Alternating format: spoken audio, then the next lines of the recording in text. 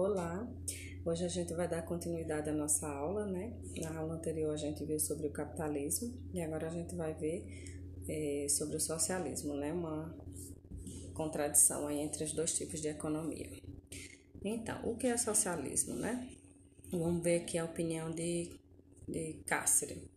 No livro de História Geral, socialismo é o conjunto de doutrinas que defendiam uma menor distribuição das riquezas produzidas pelo trabalho. Seus pensadores afirmavam que isso ocorreria através de reformas sociais e, em casos extremos, com o fim do capitalismo.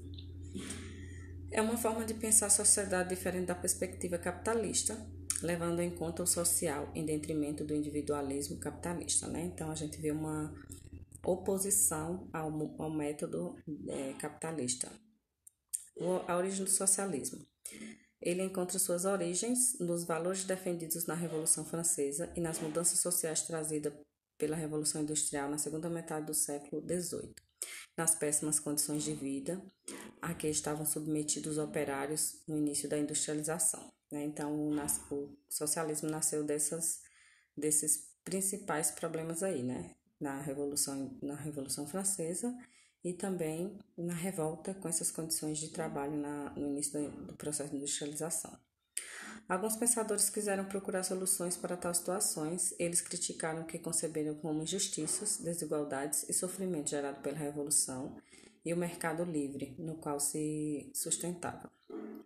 Vamos ver, tem imagens aí sobre a origem do socialismo, né? E as correntes do socialismo.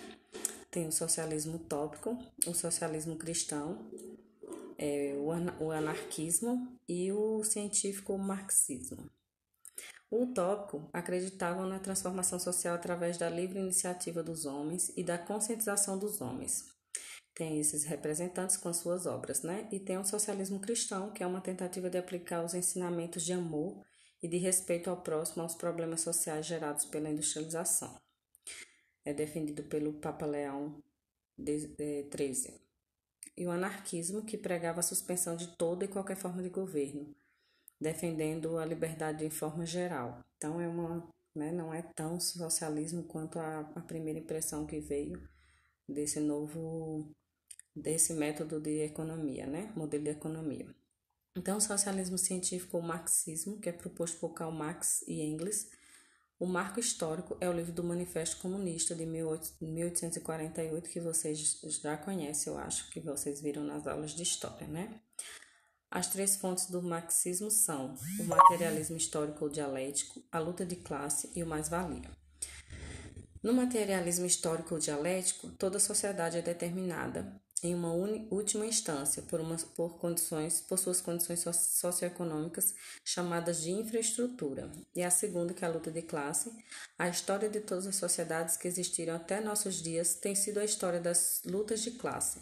Essas lutas darão origem à revolução que produzirá efeitos sociais, políticos e ideológicos. E o mais-valia, que é o valor não remunerado do trabalho do operário, que é apropriado pelos capitalistas, né? Então, as pessoas fariam o trabalho para o governo, por eles mesmos, para a própria nação. As correntes do socialismo, aí temos as imagens. As revoluções socialistas, socialismo diferente de comunismo, né? Que algumas pessoas defendem que são duas ideias comuns e não são. Tem suas diferenças, né? O socialismo é do humano e o comunismo é a etapa final e mais elevado ao desenvolvimento, né? Então, ele prega condições econômicas, situações econômicas, modelos econômicos diferentes.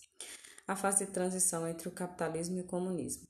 O Estado é responsável pelo controle dos meios de produção, posteriormente deveria desaparecer, pois o Estado sempre representou o poder e a dominação de um povo, né? E o socialismo real aí que se dividiu na Revolução Russa de 1917 e o extermínio dos opositores, e depois da ditadura dos partidos comunistas e o governo Stalin. Socialismo real, temos imagens ilustrativas aí de socialismo real. E as características do socialismo, né? A economia não estaria sujeita a crises, os desempregados, porque ela seria planejada, havendo controle por parte da coletividade sobre o processo social de produção e distribuição. Portanto, o indivíduo não seria mais dominado pelas forças imprevisíveis do mercado. Meios de produção socializados. No socialismo, toda estrutura produtiva, como empresas comerciais, indústria, terras agrícolas, dentre outras, são de propriedade da sociedade e gerenciados pelo Estado. Toda riqueza gerada pelos processos produtivos é igualmente dividida entre todos, né? Então, a gente vê aqui uma característica maravilhosa, se a gente for analisar por essa perspectiva ideológica, né?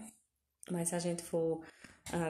mais na frente a gente vai ver a prática dessa teoria, né? Que não foi seguida à risca, não sei o que aconteceu, que não deu certo. Então, as características do socialismo. Inexistência da sociedade dividida em classes. Não tem pobres, ricos, né, pessoas de classe média nem baixa. Então, inexistência da sociedade dividida em classes. Como os meios de produção pertencem à sociedade, existe somente uma classe, a dos proletários. Todos trabalham em conjunto para melhorar a sociedade. Por isso, não existem empregados nem patrões. Economia planificada e controlada pelo Estado. O Estado realiza o controle de todos os segmentos da economia e é responsável por regular a produção e o estoque, o valor do salário, controle dos preços e outros. Então, a teoria é perfeita, né? Se a gente for analisar essas características. E a diferença entre capitalismo e socialismo, a gente já pode analisar, né? Quando a gente assiste essas duas aulas. O capitalismo defende a propriedade privada dos bens de produção, o controle do mercado pela livre concorrência e competição, investimentos privados em pesquisa e desenvolvimento de produtos e sociedade dividida em classes, né? Quem ganha mais é quem trabalha mais, quem busca mais, quem tem mais. E o socialismo prega o controle dos bens de produção pelo Estado, o monopólio do mercado pelo Estado, a planificação dos investimentos em pesquisa pelo Estado e a ausência de classes sociais. Então, uma é bem oposta da outra, né? E tem um site aí para vocês aumentar o conhecimento sobre a Guerra Fria. Depois eu vou disponibilizar lá no Classroom para vocês. Capitalismo versus socialismo, Guerra Fria. A expansão do socialismo após a Segunda Guerra Mundial para além da União Soviética, na Europa, Polônia, Bulgária, Iugoslávia, República Democrática, Alemanha e Hungria. Em países asiáticos como Mongólia, Coreia do Norte, China, Vietnã do Norte, Camboja e Laos. E países africanos, que é Angola, representado por Angola, Moçambique. E na América, a Cuba. O país Cuba, né? Capitalismo versus socialismo, Guerra Fria, é confronto ideológico, tecnológico e econômico entre dois modos de produção antagônicos, né, completamente diferentes. E a bipolarização da ordem mundial, do lado capitalista os Estados Unidos e do outro lado socialista a União Soviética, né? Então, a gente vê aí um combate de ideias ideológicas entre o capitalismo, dois tipos de economia, né? O capitalismo e o socialismo. O capitalismo representado pelos Estados Unidos e o socialismo representado pela União Soviética, que hoje é Rússia.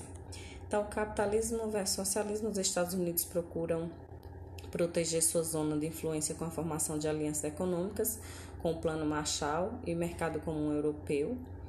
A Rússia na União Soviética busca expandir o socialismo e cria o Conselho de Ajuda Econômica Mútua, Comecon. As duas superpotências formam alianças militares, do lado capitalista a Organização do Tratado do Atlântico Norte, a OTAN, e do lado socialista o Pacto de Varsóvia, que foi extinto em 1991. Este período é conhecido por Guerra Fria, né? Pois constituía uma guerra não declarada. Era um combate que não... Nós não estamos em guerras, né? Mas o combate era constante de ideias, um querendo mostrar que era superior à outra, né? Uma ideia querendo se mostrar melhor que a outra. O Plano Marshall e a OTAN, e aí está aí no mapa definido onde eram adotados esses planos, né? Essas alianças. A Comecon e o Pacto de Varsóvia, a Guerra Fria e como era dividida, né? Ou seja, a OTAN em azul escuro, né? Onde existiam essas alianças, principalmente na América do Norte e alguns países ali da Europa. O Pacto de Varsóvia, aliados dos Estados Unidos com azul claro e os aliados da União Soviética em rosa claro.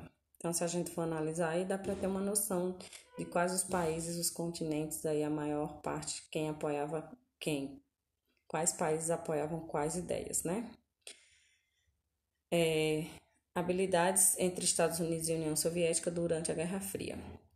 A Guerra da Coreia, né? Existia a guerra que posteriormente foi dividida as duas Coreias, entre a Coreia do Norte e a Coreia do Sul.